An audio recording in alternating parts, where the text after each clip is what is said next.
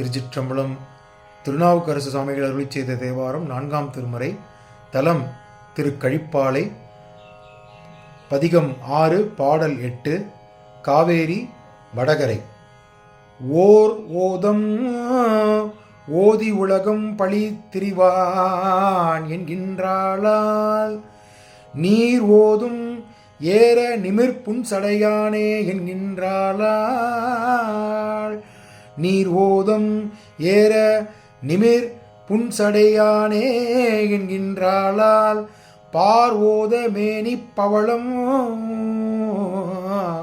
அவன் நிறமே என்கின்றாளால், கார் ஓதும் மல்கும் கழிப்பாலை சேர்வானை கண்டாள் கொல்லோ, பார் ஓத மேனி பவளம் அவன் நிறமே என்கின்றாளால்,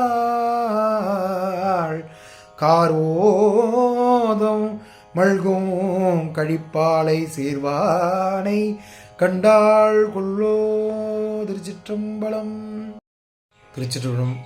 இந்த 8ஆம் பாடல் விளக்கத்தை பார்த்து விடலாம்.